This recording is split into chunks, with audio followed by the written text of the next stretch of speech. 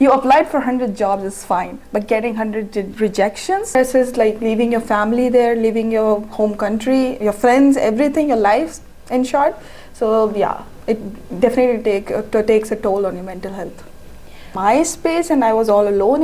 It hit me very hard. Yeah. So everyone must have heard about the housing crisis. So it is actually real. I mean, can I say that I cried?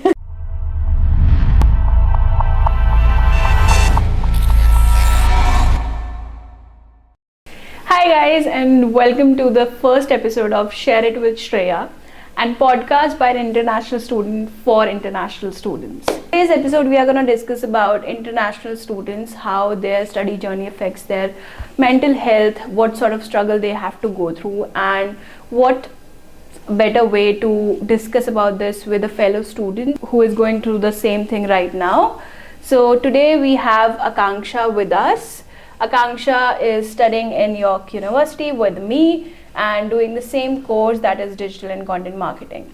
So welcome Akansha. Thank you, And Shreya. I just want to start with, a lot of people say that international students' journey start when they land in Canada and wherever they land in their destination study abroad journey.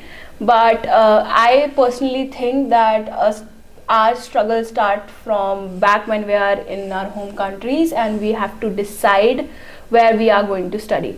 So can you tell us about what your journey was, how Canada came into picture, and how you decided that you're going to be studying in York University for say? Well, I totally agree with you. I mean, it does not start when you land here, it starts way back. I mean, the day when you start thinking about it, your journey starts from there. And the anxiety and stress starts from there. I mean, the day you start thinking about it, then you start working for which college do you want. That's the biggest stress. Another stress is leaving your family there, leaving your home country, your friends, everything, your life, in short. So yeah, it definitely takes a toll on your mental health. I totally agree with what you're saying. It's like you are leaving a life that you lived for 21 years, yeah, and starting from scratch, right? So it definitely takes a toll on your mental health. Yeah. I remember my flight experience, I didn't get the hit per se that I'm leaving all this. Till the time I was in my first flight, what was your moment of actually breaking down for the first time when you got that hit that you're leaving everything? Honestly, for first few days as I was with my sister, so it was very good, There was someone to not everyone get that support, which is I really want to say that it is important to have first support here. If not, it's not like it's impossible. It is hard though, but I got that support for few days, so it was very good. But after then, when I shifted in my room, when I got my space and I was all alone, it hit me very hard. Yeah. Yeah, definitely. I mean, as you are going through this journey, the first phase of it is the toughest. Once you land, we all come with a Canadian dream in mind, right? Yeah. That our life would be instantly better.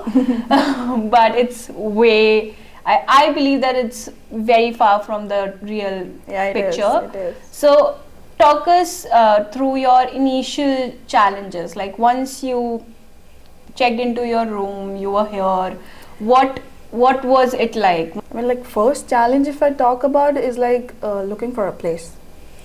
I mean, I know everyone must have heard about the housing crisis, so it is actually real. So it's hard to find a place in your budget because not everyone has a good budget. Now, as a student, you have to save money, right? So it's another level of stress to find a good place where to live, a good community, where do you want to stay. It's not like that. If you have one problem, you work on that, you find their solution. But no, it does not end there. There's some other problem already standing there, and you have to find solutions for them as well as you are dealing with another problem, then another problem. So it's like that.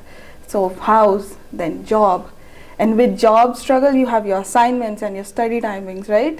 So it's everything together, and it does come to their places, but very slow and steady. It takes time, and that process is very stressful. I remember when I landed, I also stayed with my brother and his wife. So initially it felt like you're in a vacation and everything is gonna be, so you just do on a vacation, you're just here to relax and go to touristy spots and everything. And once you actually start living, is that when it hits you, and it gets to a point that you are in your room alone and you feel like, okay, now what am I supposed to do? Exactly. So did you ever feel that feeling? Did homesickness crawl to you? Or yeah, it's like every other day maybe, if I'm not wrong.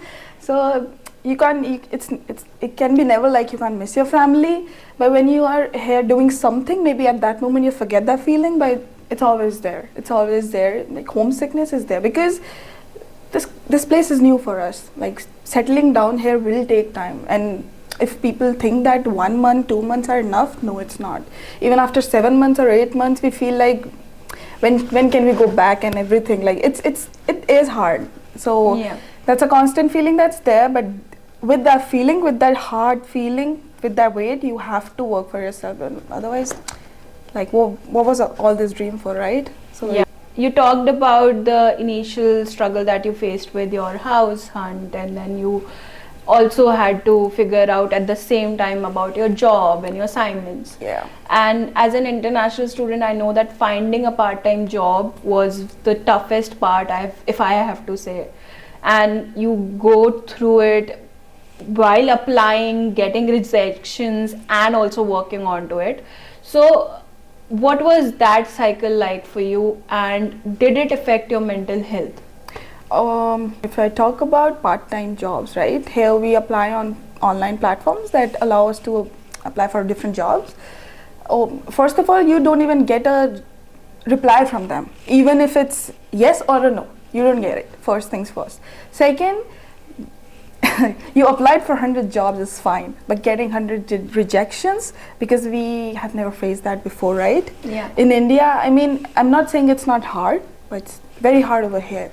So when you see that rejections in your mail, it's damn difficult, and it's very, very stressful, and it definitely affects your mental health. Even after applying online, you go and you drop off resumes, and when definitely.